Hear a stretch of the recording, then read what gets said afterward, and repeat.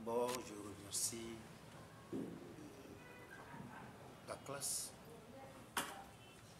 des journalistes du Togo pour votre collaboration que vous m'avez accordée ce soir. Effectivement, le journaliste, c'est le deuxième pouvoir du pays. Sans le journaliste, rien ne peut marcher dans le pays. C'est pourquoi je vous ai convié ce soir. Parce que nous sommes arrivés à un moment crucial de la vie politique de notre pays.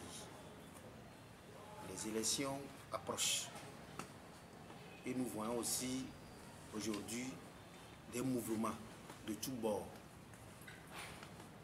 C'est comme si les partis politiques au Togo sont piqués par une mouche des élections.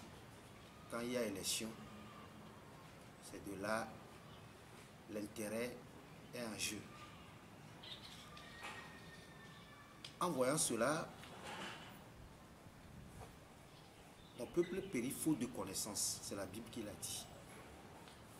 D'abord, nous devons faire une analyse personnelle. Moi-même, j'ai fait une analyse personnelle depuis 1990. Qu'est-ce que les élections ont changé au Togo?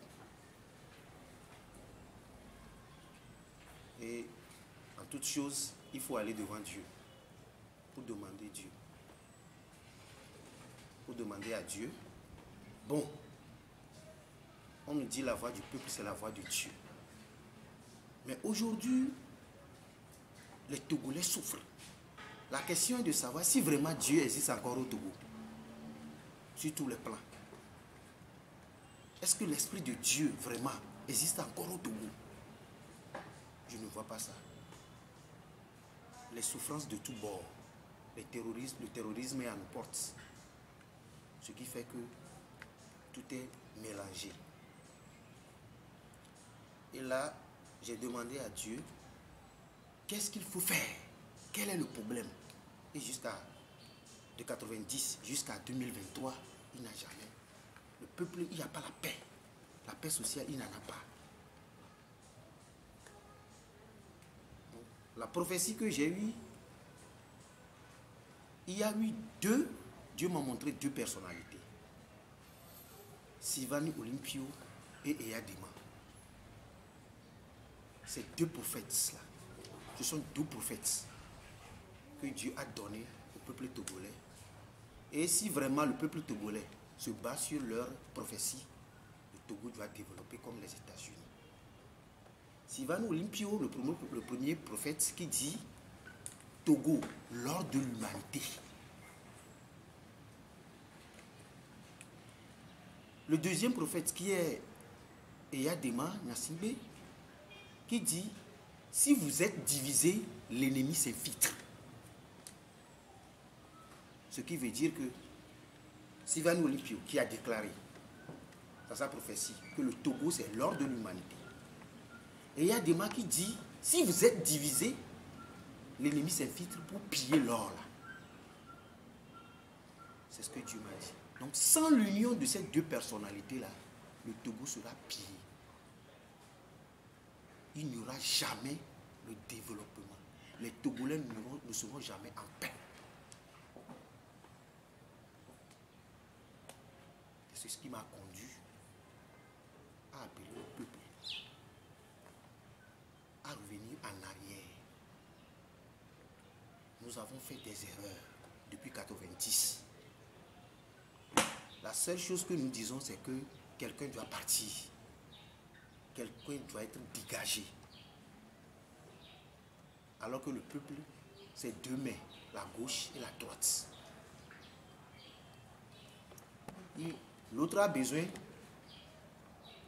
l'une a besoin de l'autre pour applaudir. Donc, tant que le peuple ne veut pas utiliser les deux personnes-là, Sylvanie Olympio et Eyadema, le peuple ne veut pas utiliser ces deux personnes-là, nous serons toujours dans la pauvreté. Le désastre sera à nos portes. Aujourd'hui, tous les partis politiques qui se créent de gauche à droite. Nous sommes dans un pays où les partis politiques sont nombreux plus que les entrepreneurs. Nous sommes dans un pays où le président ou le bureau du parti est composé seulement de sa famille. C'est fini. Le reste, ce qui fait que c'est devenu du business. Les partis politiques se créent comme des églises aujourd'hui au Togo. La femme du président du parti devient la femme du pasteur de l'église. Et on ne comprend plus rien. La démocratie que nous voulons faire depuis 1990 a accouché seulement des tueries, des morts. On ne peut pas dire aujourd'hui qu'on a réussi à avoir quelque chose de bien depuis 1990. Et nous ne pensons pas. Et en 2023, on veut aller encore dans ce sens-là. Non. Il y a deux parties. Dieu est composé de deux mains, la gauche et la droite. Si nous voyons les pays développés, les États-Unis, il y a les républicains et les démocrates. C'est fini. Donc l'heure a sonné pour le peuple togolais de s'aligner sur les deux blocs-là. Ceux qui sont des démocrates, le peuple togolais va s'aligner derrière eux. Ceux qui sont des républicains, le peuple togolais va s'aligner derrière eux. C'est fini. Là, nous pouvons se développer, le Togo peut se développer comme les États-Unis. La gauche et la droite, les démocrates et les républicains. C'est fini. Parce que le parti UNIR est une prophétie. Le parti UNIR, c'est l'enfant du rassemblement du peuple togolais. Du parti rassemblement du peuple togolais. Et le rassemblement du peuple togolais, le père, c'est un militaire qui est le feu Gnassingbé Eyadema. Dans la maison du militaire, il y a la discipline. C'est ce que nous voyons aujourd'hui chez UNIR, le parti UNIR. Il y a la discipline. Parce que le papa, c'est un militaire. Il y a la discipline. C'est pourquoi malgré tout ce qui se passe, UNIR, lui, il est sur ses deux pieds. Malgré les divergences, le peuple ne comprend rien. Pourquoi UNIR est toujours là? Parce que c'est l'enfant d'un militaire. Le parti UNIR, c'est l'enfant du rassemblement du peuple togolais. Un militaire, il a les deux pieds. Le militaire, il a sa doctrine, il a sa formation. Tu l'embêtes, il te frappe. Donc le peuple n'a qu'à savoir ça. Que UNIR, c'est un parti, disons, créé pour le développement au Togo, pour l'union des républicains. Ce qui dit UFC dit UNIR, parce que le papa de l'UFC, il a dirigé ce pays-là. C'est un républicain. C'est ce que nous devons savoir. Donc l'alliance entre l'UFC et le RPT ou UNIR, ce n'est pas une mauvaise chose. Ce sont des enfants des chefs d'État. Ils doivent être ensemble. Parce que ce sont des républicains. Si nous prenons l'autre côté, les démocrates, nous verrons les Aboubons qui aujourd'hui, par ces trucs, ce charisme-là, a engendré d'autres partis qui sont les démocrates aujourd'hui. On n'a pas compris aussi à Gouebo. Et des partis politiques se sont créés. Aujourd'hui, nous voyons les conséquences aujourd'hui. Si quelqu'un veut s'aligner sur la base des démocrates, le peuple le voit d'un autre œil. Si quelqu'un veut s'aligner sur la ligne des républicains, on le traite de vendu. Alors que si nous ne faisons pas ces deux sacrifices-là, la gauche et la droite, là, le peuple togolais ne pourra jamais applaudir. Les démocrates, on les appelle des sacrificateurs. C'est eux qui sont à côté des rois, des chefs. Ce sont les sacrificateurs, ce sont les démocrates qui font les lois. Qui peut avantager le roi? C'est ça, les démocrates. Qu'est-ce qui peut avantager le républicain pour bien conduire le peuple? C'est ça. Le démocrate ne vient pas dans la maison pour faire la loi, pour faire qui va faire partie le républicain. Jamais. Dans ma maison, toi, tu ne pourras pas venir faire la loi à moi. C'est ma maison. C'est moi qui conduis la maison. Donc, unir, c'est lui qui conduit le pays. Donc, ceux qui se disent opposants, qui se disent démocrates, qui veulent faire la loi à unir, ne pourront jamais avancer. Ça va engendrer d'autres choses. C'est pourquoi, même ceux qui sont dans unir, qui ne veulent pas suivre la doctrine de unir, ont des problèmes. Parce que c'est la doctrine de unir.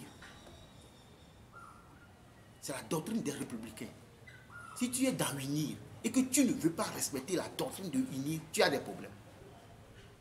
Nous avons vu des cas dans ce pays, des gens qui étaient des caducs du RPT, mais après, quand unir est créé, ils voulaient passer de l'autre côté, ils ont eu les conséquences. Les conséquences sont devant nous. Unir, c'est un parti de discipline. C'est pourquoi ils ne parlent pas beaucoup, mais ils agissent. C'est le démocrate qui parle beaucoup.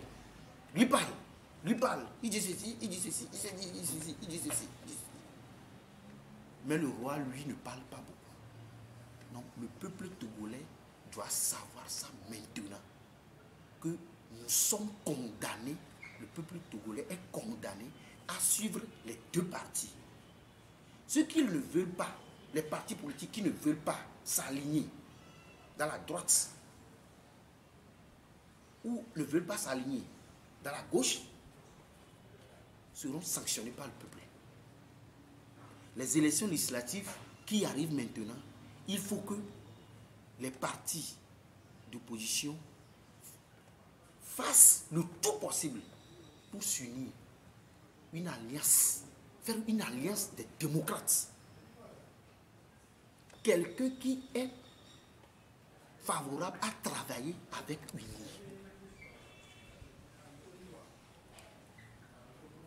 Quelqu'un qui est disponible à travailler avec le président de la République.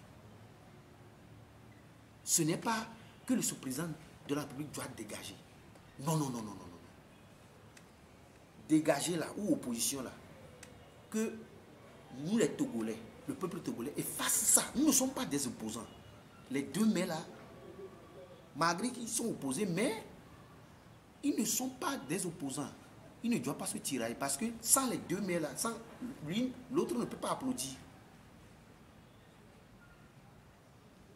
C'est ce qui est l'objet de mon intervention ce soir, pour que le peuple togolais sache que le reste, ce que les partis politiques font, ce qui arrive au niveau des partis politiques, les tiraillements, les injures, les amis de l'autre fois aujourd'hui sont devenus des ennemis. C'est spirituel. Nous sommes arrivés à un temps de 1963, coup d'État à Sylvano Olympio, 2023, la fin de la séance. C'est Dieu même qui est en train de faire des coups d'État dans les partis politiques, soi-disant opposants. C'est Dieu même qui est en train d'agir. C'est ce qui se passe aujourd'hui. Le peuple togolais doit comprendre ce qui se passe, c'est spirituel dans les partis politiques. Il doit comprendre qu'ils sont obligés de s'unir pour l'intérêt du peuple togolais. Parce que des gens ont créé leur parti pour l'intérêt, pour leur propre intérêt. Aujourd'hui, il faut ceux qui veulent vraiment l'intérêt du peuple togolais soient ensemble pour que les Togolais puissent vivre dans la paix. Et nous ne voulons plus dans ce pays, il dit l'insurrection populaire. Non, non, non, non, non, non. Quand, si nous prenons le cas des pays à côté, aujourd'hui, le Burkina n'est pas en paix. Le Burkina Faso n'est pas en paix. Et si nous disons que non, Faure Gnassingbé doit dégager, c'est l'enfant d'un militaire. Aujourd'hui, le Burkina est conduit par quoi? Par un militaire. Le Mali, c'est militaire. Est-ce que si Faure part aujourd'hui, est-ce que nous, les civils, nous croyons que nous pouvons diriger ce pays-là? Jamais. On ne pourra pas le faire. Disons-nous la vérité. Nous disons Faure n'a qu'à dégager. Il a fait 4 mandats, 10 mandats. S'il part aujourd'hui, qui peut diriger le pays? C'est la question posée. Et il y a des Maliens morts en 2005. Qu'est-ce que ça a engendré? Sûrement des tueries, des morts. Donc nous devons comprendre quelque chose. Disons, c'est la révélation que Dieu m'a donnée. C'est pourquoi je voudrais mettre ça aux yeux du peuple togolais pour que nous puissions aller dans un même sens pour le développement politique, économique et social du pays. Merci. Merci beaucoup. Le chef de l'État, Faure Gnassingbé, quand il est venu au pouvoir, il est venu avec le RPT. Après, il a créé UNIR. UNIR veut dire l'union de tous les Togolais. Il n'est pas le puissant. Et c'est des gens même, après la mort de Yadema, nous avons vu ce qui s'est passé. C'est les gens qui l'ont pris, qui soient devant. Donc, c'est le président des Républicains qui est là-bas. Il n'est pas éternel. Aucun roi aussi n'est pas éternel.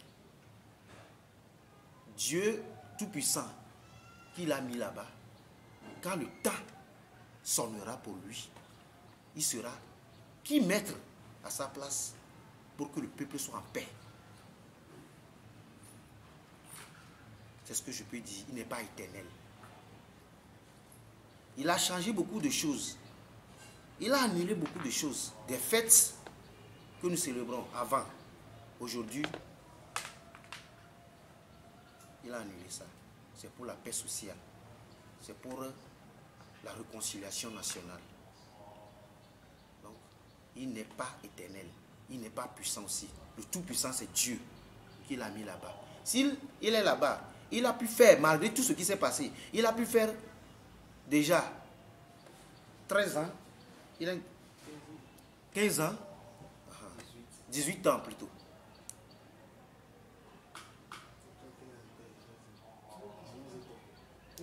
18 ans, ce qui veut dire que sans Dieu, il ne pourra pas être là-bas. Sans Dieu, il ne pourra pas faire 18 ans. Donc quand le moment viendra, quand Dieu va décider qu'il ne sera plus là-bas, il va partir.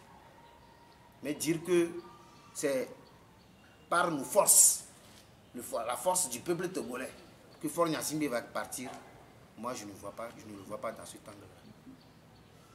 Sinon, en 2017, avec Tipi Assadam, Faure devait partir. Mais ça n'a pas été le cas. Nous devons prendre des exemples qui sont là. Et en 2020, on nous a dit dans ce pays que c'est le Saint-Esprit qui a annoncé que Agboyomé va gagner les élections présidentielles. Si vraiment c'est le Saint-Esprit qui a parlé, c'est Dieu qui a parlé. Et pourquoi ça n'a pas été le cas? Donc, nous devons faire chaque fois des analyses. Si vraiment Dieu décide, ce qui est impossible aux hommes est possible à Dieu. Merci. Merci beaucoup. Bon, moi j'ai... Oui, Fabrice. J'ai une petite question. Vous militez pour l'union et l'opposition pour les élections à venir. Cette union-là, c'est pour gagner les élections, ou bien c'est pour travailler pour le régime en place. Merci. Il a bien dit. Cette union permettra à l'opposition, aux démocrates d'avoir la voix à l'Assemblée. Parce qu'aujourd'hui, déjà, le parti présidentiel, après les élections de 2020, nous avons vu, ça n'a jamais été dans ce pays. Nous avons vu 70% unir à l'Assemblée aujourd'hui. Vous voyez le nombre de députés. Ceux qui sont à l'Assemblée avec unir, qu'est-ce qu'ils peuvent faire? Rien. Rien. Ceux qui étaient à l'Assemblée, qui sont devenus aujourd'hui des maires, vous les voyez. Vous les voyez. Les femmes crient. Les femmes du grand marché crient. Je ne crois pas qu'aujourd'hui, Fabre, qui est le maire du 4e arrondissement, avec ce qui se passe au grand marché,